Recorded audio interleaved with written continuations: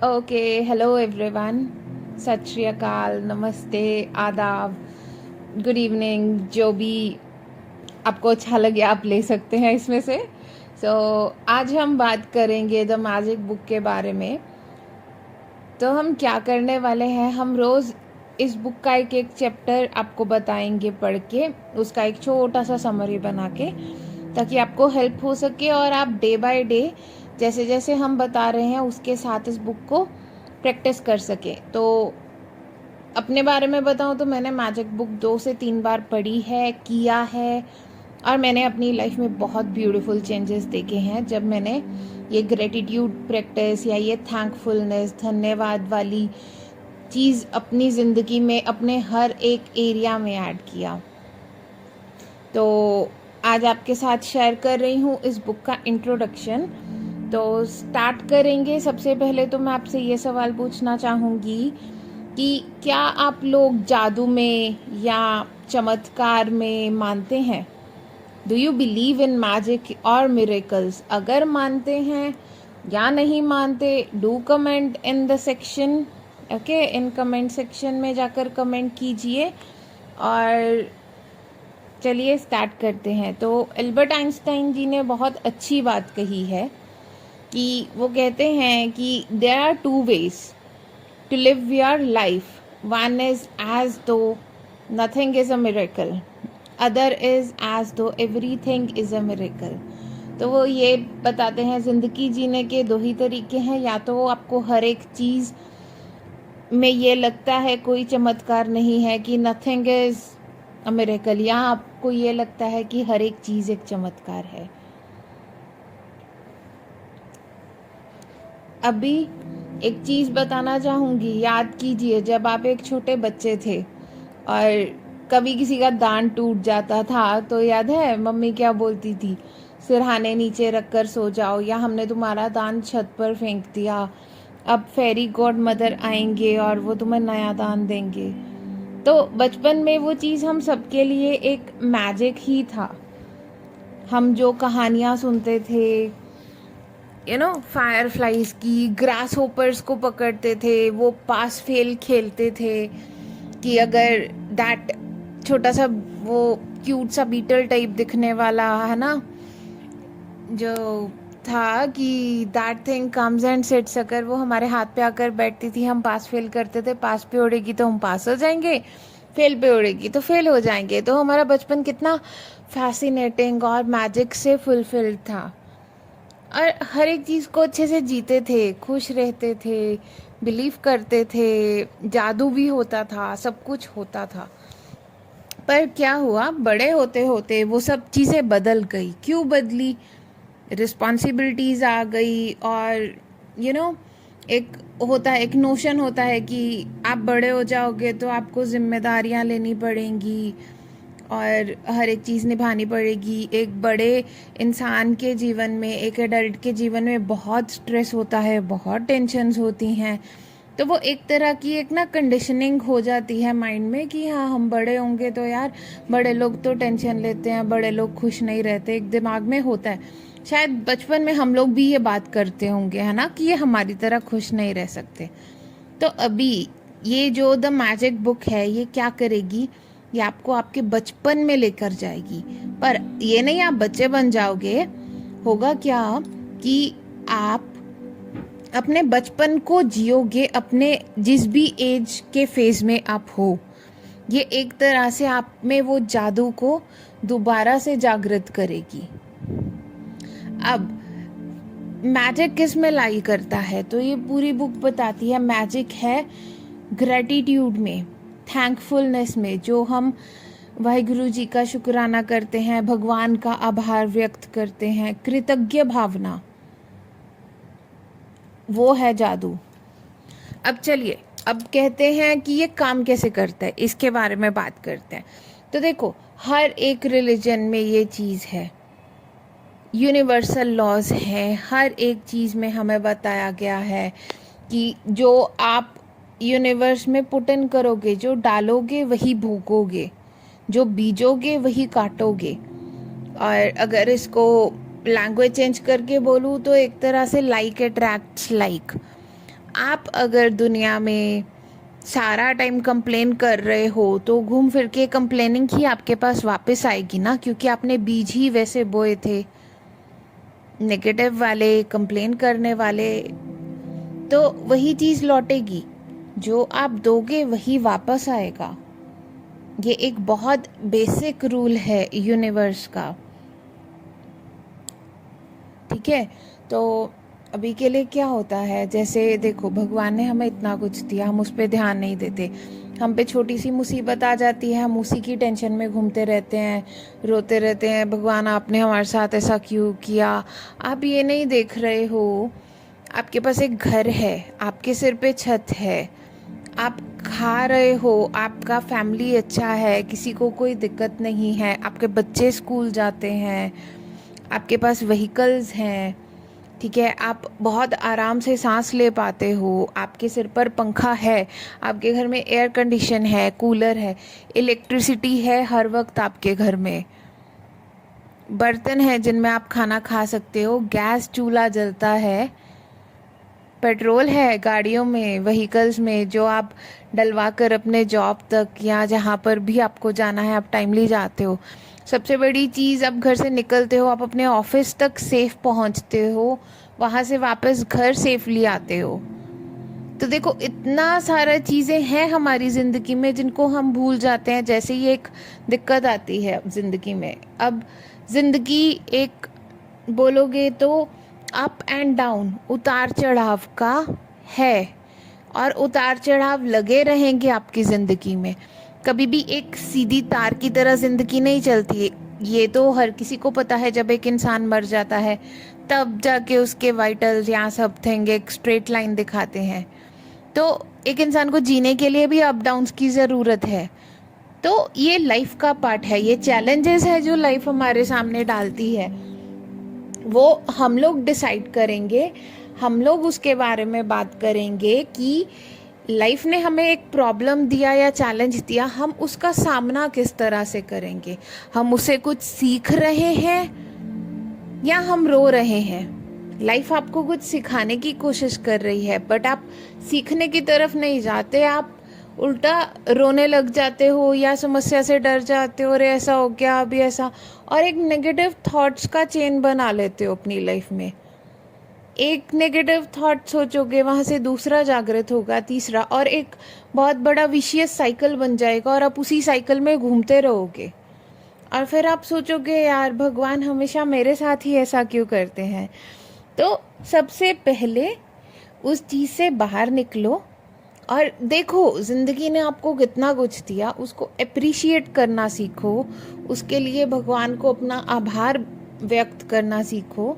जिस भी भगवान में आप बिलीव करते हो उनसे थैंक यू कहो, उनसे बात करो।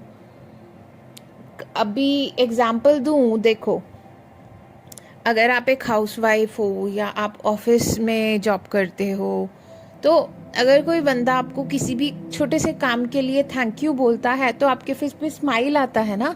तो सेम वे यूनिवर्स वर्क करता है। व्हेन यू आर हैप्पी, आप खुश होते हो हर छोटी छोटी चीज़ के लिए, आप यूनिवर्स को दिल से थैंक यू बोलते हो, तो यूनिवर्स भी सोचता है अरे यार इस इंसान को मैं थोड़ा सा भी देता हूँ, ये इतना खुश होता है, चलो इसे थोड़ा ज़्यादा दे। खुश इंसान से हर कोई बात करना चाहता है। तो सेम प्रिंसिपल अप्लाइज है। आपकी ज़िंदगी में बहुत एग्जाम्पल्स होंगे, जब आप अपनी ज़िंदगी को देखना शुरू करोगे, समझना शुरू करोगे, ये सब चीज़ें आपको खुद ब खुद नज़र आने लग जाएंगी।